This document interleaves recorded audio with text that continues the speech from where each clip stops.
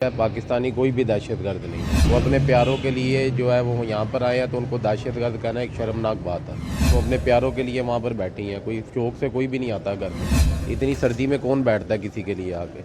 अपने प्यारों के लिए बैठी हैं, ऐसी स्टेटमेंट देना ये एक शर्मनाक बात है। बलूचिस्तान भी हमारे पाकिस्तान में ही है, कोई लहदा सूबा नहीं है जिसके साथ इतनी ज्यादती की। ऐसे ज्यादती की जा रही है जैसे वो इंडिया से आके बैठे हुए हैं यहाँ पर। राह के एजेंट उनको ना कहा जाए, ठीक है। एजेंसियाँ वहाँ पर बैठी हैं, एजेंसियों को पता है राह का एजेंट कौन है। इलेक्शन हो जाएंगे, ब्रॉडकास्टिंग के बाद भी कोई नुमाइंदे सामने आएंगे, वो दूसरी जमात यही कहेगी धांधली हो गई है। जैसे हजूम इकट्ठे होकर हमारे साथ यहाँ पे वाक़यात हुए हैं ना, तो अब तो यूं ही लगता है कि कुछ भी हो सकता है कभी भी कहीं पे भी। जो पीछे 9 मई का वाक़या हुआ है उसके बाद तो अब कुछ भी समझने के बाद मतलब कि जहाँ हजूम इकट्ठा होना, बंदा कह सकता है यहाँ पे भी 2 मिनट में कोई ना कोई इंतशार फैला देगा। अस्सलामुअलैकुम, मेरा नाम है मोहम्मद अमान खान और आप देख रहे हैं अमान खान ऑफिशियल। अगर आपने अब तक इस चैनल को सब्सक्राइब नहीं किया तो मैं आप तमाम लोगों से ये अपील करूंगा कि आप इस चैनल को सब्सक्राइब करें, वीडियो को लाइक और शेयर करें।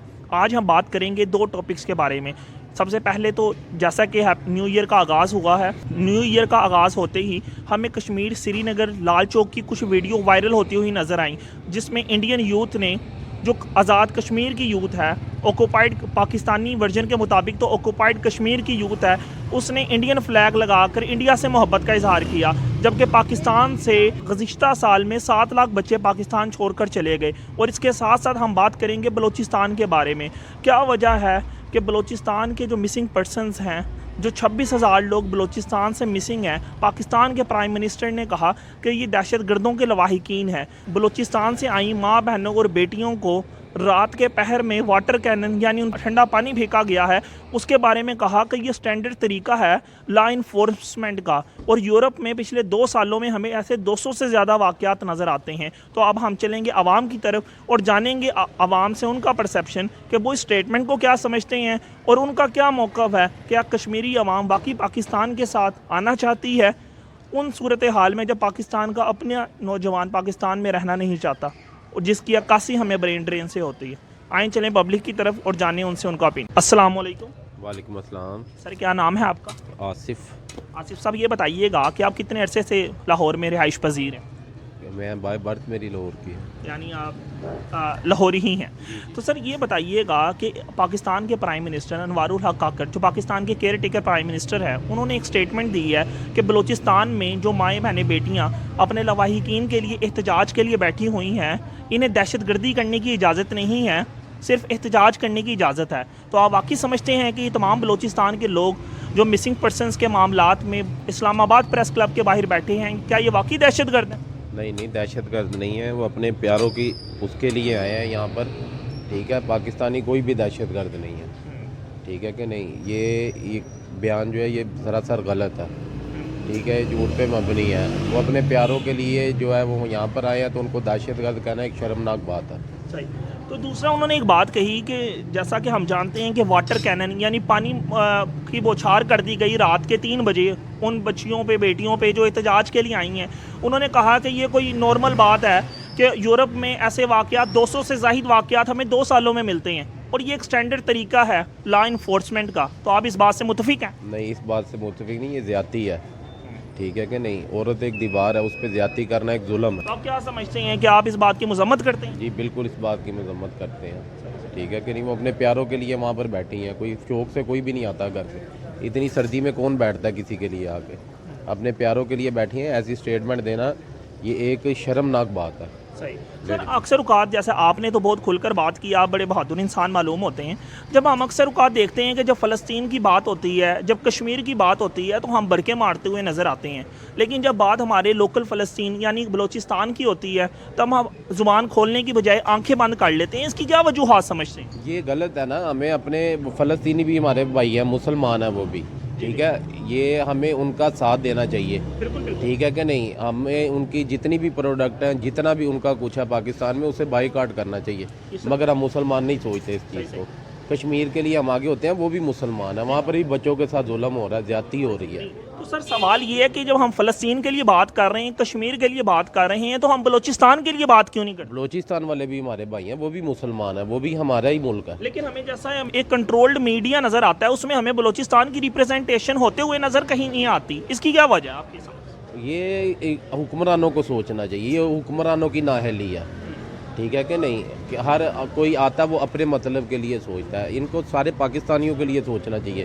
बलोचिस्तान भी हमारे पाकिस्तान में ही है, कोई लहदा सूबा नहीं है जिसके साथ इतनी ज्यादती की जाए। 45% of our area area Balochistan, ठीक है कि नहीं, उनके साथ ऐसे ज्यादती की जा रही है जैसे वो इंडिया से आके बैठे हुए हैं यहाँ पर। ठीक है, आप इंडिया के से किसी को पकड़ते हैं, जिस तरह आपने पीछे वो अभिनंदन को पकड़ा, उसको कितनी इज्जत से आप लोगों ने छोड़ा।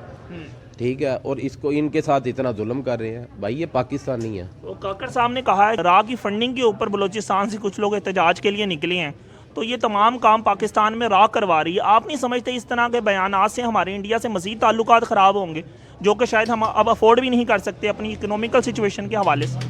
भाई अपना मेरी बात सुने, वो अपने हक के लिए निकले हैं। राह के एजेंट है जो इनको अपना हमारी हुकूमत को पता है कहाँ कहाँ राह के एजेंट है। ठीक है, छोड़ने वाले यही लोग हैं।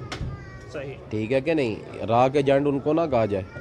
ठीक है, एजेंसियाँ वहाँ पर बैठी हैं, एजेंसियों को पता है राह का एजेंट कौन है। ठीक है, ये हमारा सारों को पता होता है। आप समझते हैं जो पाकिस्तान की दहशतगर्दी है वो सिक्योरिटी इदारों का फेलियर है जिसे हम इंडिया के ऊपर डाल रहे हैं? बिल्कुल ऐसे ही है, बिल्कुल ऐसे ही है। सर आप इस इलेक्शन में किस सियासी जमात को सपोर्ट कर रहे हैं? मैं किसी सियासी जमात को सपोर्ट नहीं करूँगा। आपका इस कमज़ोर जमहूरियत के निज़ाम से यकीन उठ चुका है? बिल्कुल बिल्कुल उठ चुका है, बिल्कुल उठ चुका है। आप यहाँ पर जो आता है अपना सोचता है, आवाम का आज तक किसी ने नहीं सोचा। आप समझते हैं कि जो कॉमन मैन है उससे ओरिएंटेड पॉलिसीज़ बनाने की ज़रूरत है? बिल्कुल ऐसे आप समझ फ्री आपको उम्मीद है थोड़ी बहुत कि क्या निगरान हुकूमत फ्री एंड फेयर इलेक्शन करवा सकेगी? नहीं, बिल्कुल नहीं। सर बहुत बहुत शुक्रिया आपके वक्त का। मेहरबानी। अस्सलाम वालेकुम। वालेकुम सलाम। सर क्या नाम है आपका? उमर फ़रूक। उमर फारूक साहब ये बताइएगा कि कितने अरसे से लाहौर में रिहाइश पजीर हैं? मैं राइश पजीर नहीं हूँ, चंद माह ही हुए हैं इधर आए हुए। किस सियासी जमात को वोट कास्ट करें? पीटीआई को। खान साहब को। तो आपको लगता है पीटीआई ये वाला इलेक्शन जीत जाएगी? इंशाल्लाह जीत जाएगी। पीटीआई को खुद तो नहीं लगता कि वो जीत जाएगी, आपको कैसे लगता है कि वो जीत जाएगी? लगता है मुझे वो जीत जाएगी। बहुत बहुत शुक्रिया आपका। अस्सलाम वालेकुम। वालेकुम सलाम। सर क्या नाम है आपका? वसीम। वसीम साहब ये बताइएगा कितने अरसे से लाहौर में रिहाइश पजीर हैं? जी काफ़ी अरसे से ही, बल्कि ख़ानदानी रिहायशी वज़ीर हैं यहाँ। इस इलेक्शन में किस सियासी जमात को वोट कास्ट कर रहे हैं? वही जो काम करके थोड़ा सा हटी है और कुछ करके दिया भी है, कुछ नज़र आता है उनका। कौन किसी सी को- सियासी जमात का जिक्र कर रहे हैं आप? मैं उन्हीं का ही कर रहा हूँ जिन्होंने ये वर्क प्रोजेक्ट शुरू किया था लाहौर में, मीनार पाकिस्तान से, जहाँ पे मैं रहता हूँ उसी इलाके में। सही। मियाँ साहब को वोट कास्ट करना चाह रहे हैं? जी उनके जो नुमाइंदे हैं, जो काम करने वाले हैं। सही। जी सर आप समझते हैं कि पाकिस्तान में फ्री एंड फेयर इलेक्शन हो सकेगा? आज तक तो नहीं नज़र आया। सही। जब भी हुआ हमेशा कोई ना कोई धांधली का शोर मचाता ही रहा। सही। आज तक हुआ ही ये है, तो अब भी मेरा ख्याल है यही होगा एंड पे भी।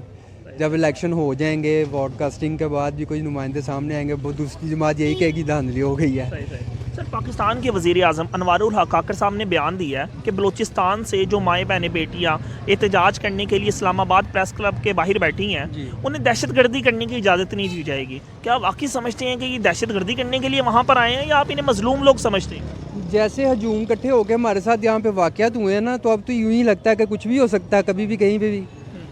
जो पीछे 9 मई का वाक़या हुआ है उसके बाद तो अब कुछ भी समझने के बाद, मतलब कि जहाँ हजूम इकट्ठा होना, बंदा कह सकता है यहाँ पे भी 2 मिनट में कोई ना कोई इंतशार फैला देगा।